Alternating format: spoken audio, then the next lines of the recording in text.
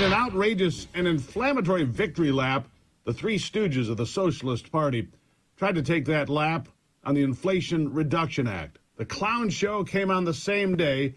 Inflation for August was shown to be up. The annual inflation rate pegged at 8.3%, and the stock markets got creamed across the board. The whole spectacle was frankly an embarrassment. Bragging about how great you're doing and boasting about how you're saving America when 60% of us are living paycheck to paycheck. The number of people needing food stamps is on the rise dramatically, and food banks are struggling worse than at any time in decades, including the heart of the COVID pandemic in 2020 and 21. It really was quite breathtaking. Inflation, to be blunt, is still on fire. And the latest numbers show that except for lower price on gasoline and diesel, everything else has continued to climb. In fact, the temporary drop in gas prices only masked what millions of Americans already know. The price of everything else is going through the roof. And the inflation rate is stuck at 8.3% year over year, and that means not good things. And the dirty little secret about gas prices is they have been artificially lowered because President Joe Biden has continued to recklessly dump hundreds of millions of barrels of oil from America's strategic petroleum reserve into the market. Something that is absolutely unprecedented and an abuse of power in an effort to stay in power. It cannot last. We have pushed our SPR to its lowest level in decades. You see, the Strategic Petroleum Reserve is supposed to be in case of a national emergency, not to help save a political party from getting nailed in an upcoming election. The biggest shock to consumers, however, continues to be the price of groceries and housing. But there is something else here, something that is very suspect and being pushed by the left that doesn't seem to be true at all. Because we're talking about the price of gas, and I keep hearing how the price of gas continues to go down as a national average. But here in Michigan, where I live, the price of gas seems to be going back up. I'm hearing the same from all over the country, like Wisconsin, North Carolina, Pennsylvania, and elsewhere. The price of gas hit a bottom, and now it's creeping back up. What about you? So they keep telling us how good things are. Things are just great. Unicorns and rainbows. But I can tell you, average Americans know better. The real cost of everything is going up, and the cost of gas is still up anywhere from $1.50 to $2 a gallon, depending on where you live, from the time that Joe Biden took office. That is not a success. That is a disaster. Diesel fuel, even higher, still over $5 a gallon, looking at the average. But in light of all of this, Joe Biden, flanked by Chuck Schumer and Nancy Pelosi, tried to take a victory lap for the Inflation Reduction Act, which has nothing to do with any of this and has done nothing to help, and people know it.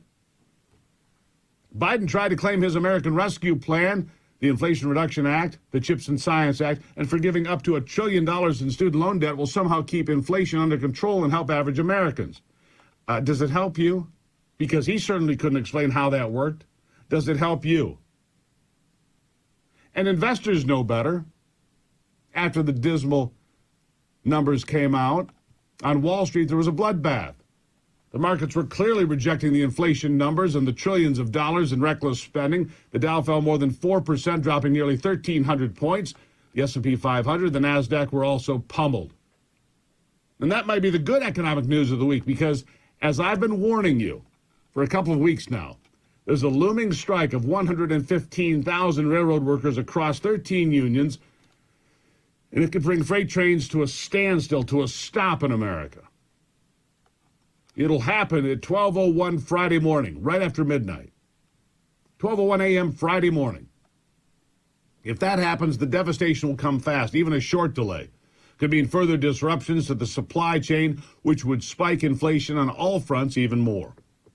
A rail strike is a worst-case scenario for the Biden administration in a critical midterm election year. Financial experts say the pain will be swift. So I warn you again that this pending walkout after 3 years of negotiations and the unions balking at a plan put together by a presidential emergency board offering a 22% pay increase over 5 years, part of it retroactive back to 2020, leaves very little hope for a deal, very little optimism. The only prayer for Democrats is that union bosses can somehow hold off the strike until after the November elections.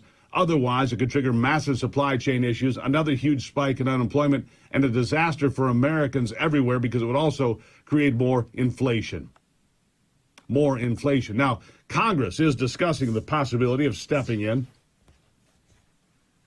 Congress is discussing the possibility of stepping in because the two largest railroads have said no to this presidential emergency board. They said no. No to back pay.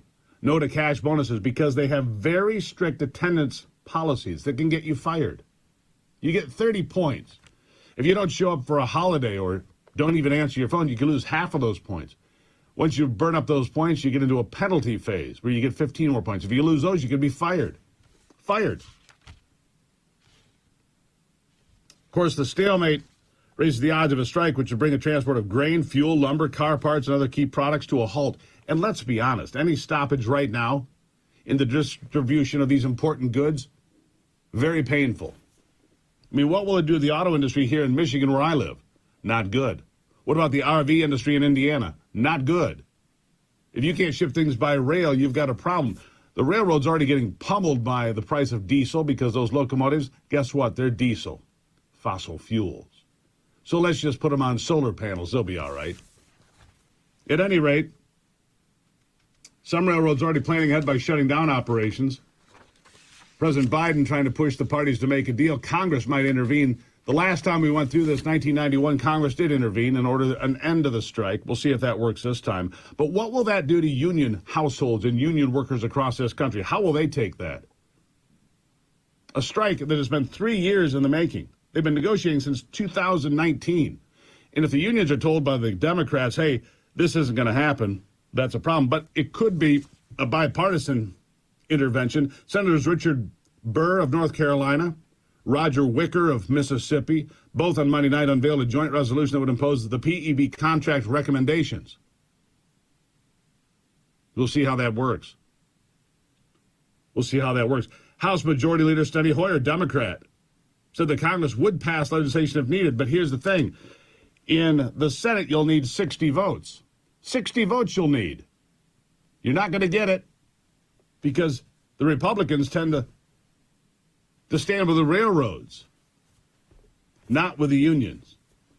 Very difficult to get those 10 Republicans to come over for 60 votes. It's going to be an interesting 36 hours, isn't it? A railroad strike would be crippling to this country at this time. Plus, by the way, nurses walk out in Minneapolis and dock workers on the West Coast also considering striking. Fascinating week. Quick break here on the Steve Gruber Show. I'll be right back.